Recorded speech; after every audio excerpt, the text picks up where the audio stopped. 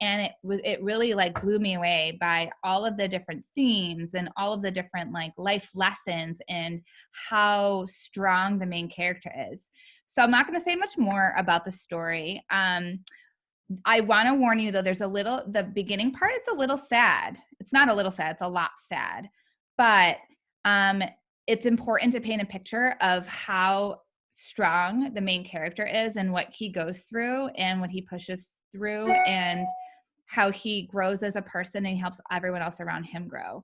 So we'll talk more about some of the language that you'll hear, some of the things that the boy goes through. We'll talk about it more at the very end. There's like an author's note that I'll read, but I just want to pre-warn you, okay? But the message at the end is really, really exciting and happy, and it's a happy ending. As happy as it could be. Okay, so the story I chose to read to you is called My Name is Sangoel. Does anyone give me a thumbs up if you've ever read this story or heard the story before? Yes. So far, I think you are the third class I've read this to, and no one has heard it before. Yay, I love reading new stories. Okay. And it's written by Karen Lynn Williams and Khadra Mohammed, and it's based on a true story. My name is Sangoel. And I know the lighting, let me see if I can make this a little better, just so you can all see the pages. I'll like read like this, and then I'll go close with the pictures. The illustrations are beautiful too. It's illustrated by Catherine Stock. Definitely want to show you the illustrations. Okay. Don't worry, the wise one said as Sangoel prepared to leave the refugee camp. You carry a Dinka name. It is the name of your father and of your ancestors before him. The old man hugged him, and Sangoel could feel the bones in his thin arms. Remember, you will always be a Dinka. You will be Sangoel even in America. I bet a lot of you now are making inferences as to what's going on in the text. Give me a thumbs up if you think that Sangoel is in the United States right now. Give me a thumbs down if you think he's somewhere else in the world. Yeah. He actually is.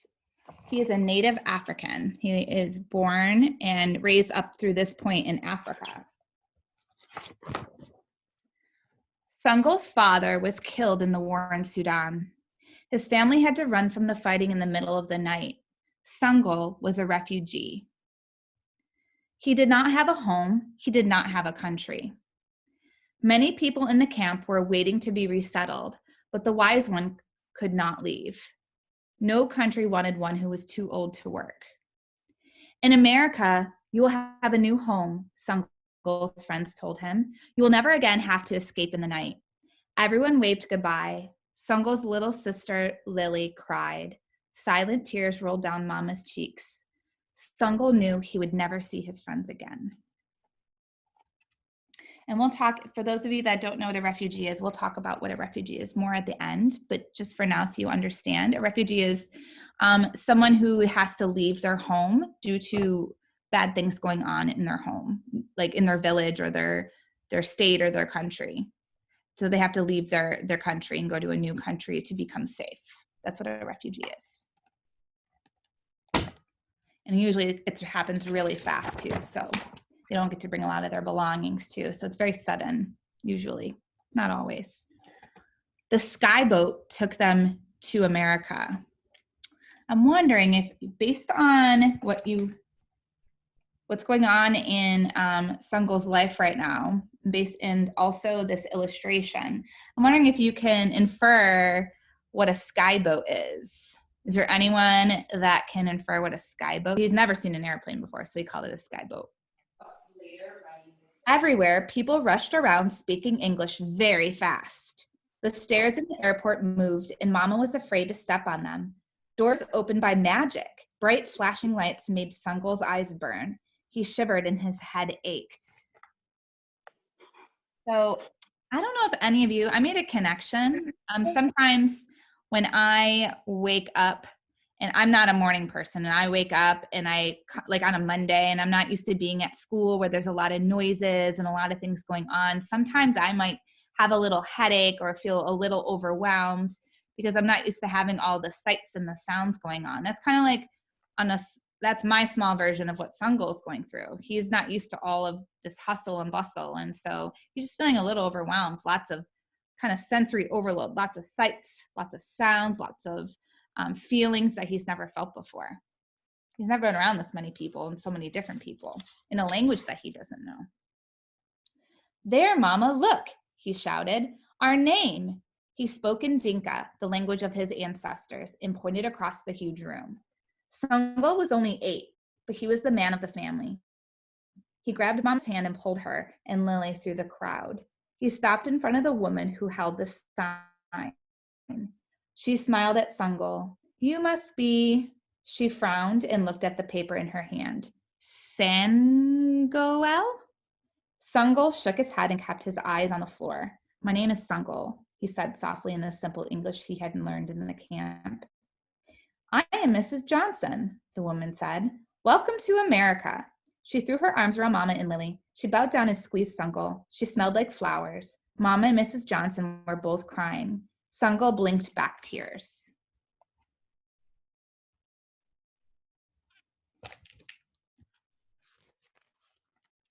America was big and open and free. There was no barbed wire to keep them in. Mrs. Johnson showed them how to cross the street. All the cars stopped when the light was red, but Mama would not move until Mrs. Johnson helped her. The new home was called an apartment. Mrs. Johnson brought a big bag of used clothes. She showed Mama how to cook on the stove. Sangoel translated. Everyone practiced pushing the buttons on the telephone. They learned how to eat with forks. The TV was a box with real people inside. Lily cried when Sangoel turned it on. She cried again when he turned it off. That made me wonder, why would Lily cry when Sangoel turned the TV on and then cry when he turned it off? Mrs. Johnson took Sangoel for a checkup. The doctor stared at the medical form and scrunched up her forehead. Sangoel? How are you? My name is Sangoel, he mumbled. I am well. The doctor nodded and listened to his heart. Her hands were cold. When it was time to go to school, Sangoel did not want to leave Mama and Lily. But Mama said, you must go to school. Sangoel remembered the words of the wise one. Education is your mother and your father.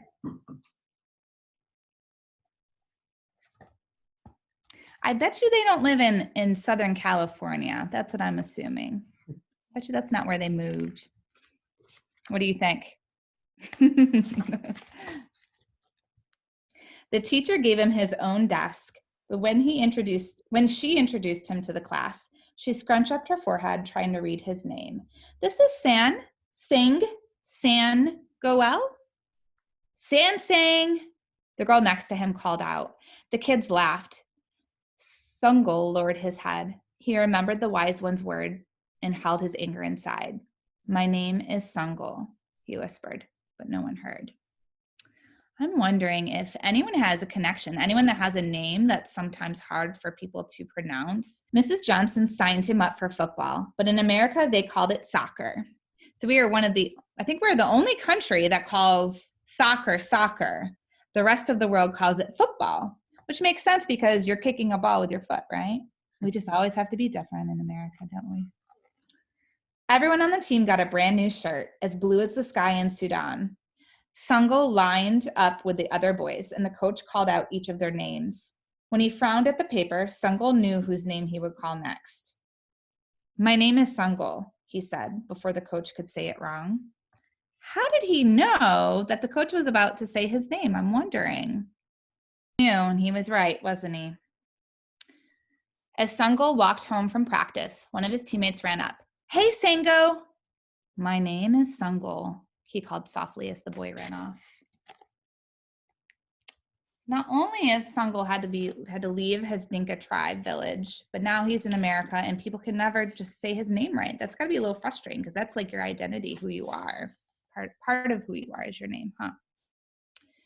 Sangoel wore his new soccer shirt that night at dinner. But he still wasn't happy. The rice stuck in his throat and he wished he were back at the camp.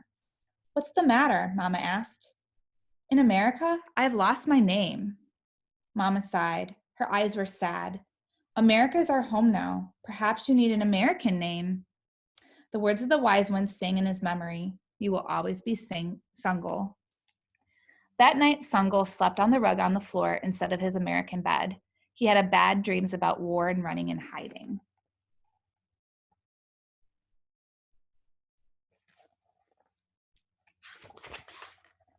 In the morning, Lily giggled and pointed to the letters on his shirt.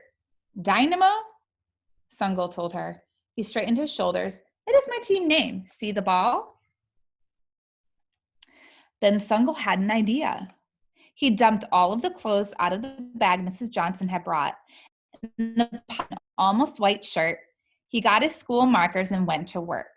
Finally, Sangoel put the markers away. He took off his brand new soccer shirt. He put on his almost white shirt and went to school.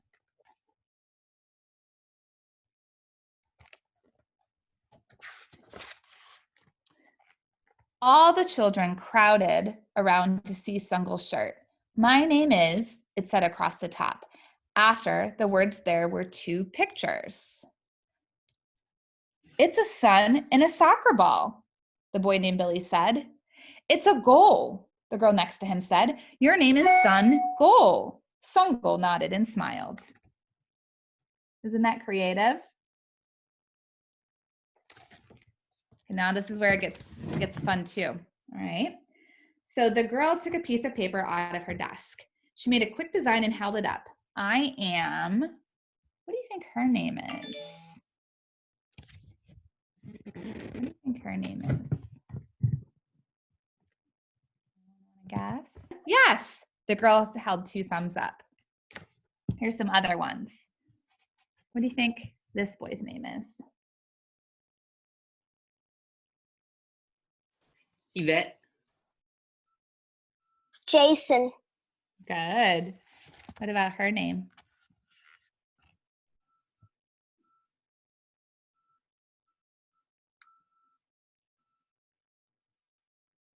Bianca. Keisha? Yeah, good job. You guys are fast. Other students began tearing pages out of their notebooks and grabbing markers from their desk. Across the room, a boy held up his paper. My name is Jason.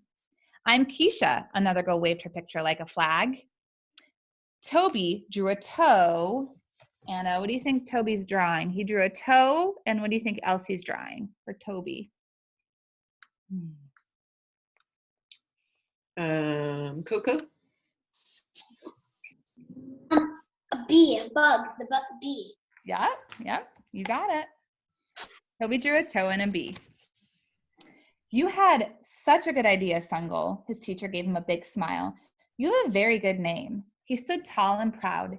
It is the name of my father and my grandfather and his father before him, he said. My name is Sangoel, even in America.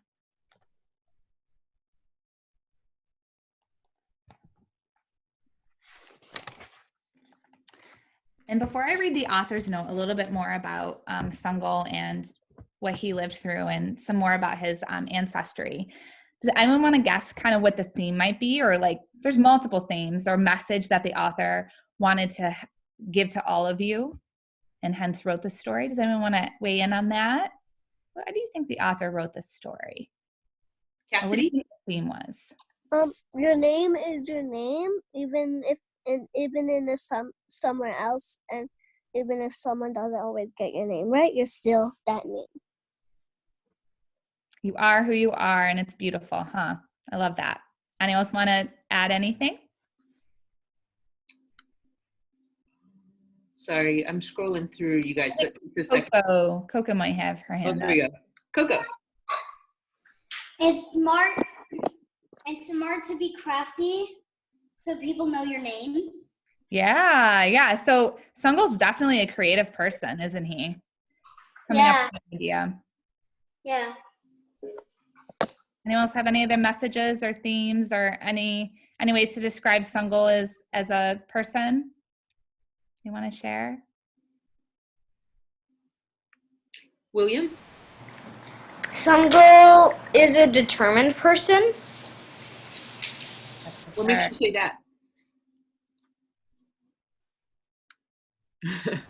What? What makes you say that? I say that because he's determined everyone to get his name right. Yeah, he never gives up. He keeps trying. He could have easily just said, okay, you know, I'll take an American name. There are a lot of immigrants that come, or refugees that come to America, and they have a name, they have an American name, and they have a name that's traditional to them. And that's a common practice. But for him, that was not something he wanted. He wanted to keep his name, and that's how he wanted to be known. So yes, I would describe him as being very determined. Anyone else want to add anything? I think Yvette has her hand up. Yvette? I feel like the author was thinking about other people's feelings and things that they might go through. So I think that it's really smart that the author wrote this book. Yeah, to help like other kids that might be going through these same things feel like they have a connection with someone. Is that kind of what you're saying? Yeah, and another thing that I don't think a lot of us noticed is it wasn't just that people couldn't pronounce his name right, and that was the only thing that made him down. I think the other thing that made him down was not being in the place he's used to being. Like, he's used to being in Africa where there are shamans and other things that are much different. Like, I'm pretty sure they don't have phones there. I'm pretty sure if the book went on, he would have to learn how to use one. And everything is really different than what he's used to. Yeah, totally. Yeah, totally. That he's very overwhelmed. He's living a very overwhelmed life with all these new things on top of everything he's gone through in his life before he came into America, you know, for sure. I remember the part where it talks about him having nightmares of war and having to run. So that's something that's probably he's going to have to live through and work through, and have to be really strong to work through and get stronger moving forward, for sure. I see that Coco's she read my mind. What does your picture say? It's a picture of Coco. Yeah, it's a picture. It says my name is Coco, a hot cocoa, and / Rose, because that's my grandpa's name. Oh, I love it. I love it. Do you So want to move it up again so people can see Coco? Yeah. My name is Coco / Rose. well, I was going to do this at the very end, but since Coco read my mind. So just a fun little activity. If anyone wants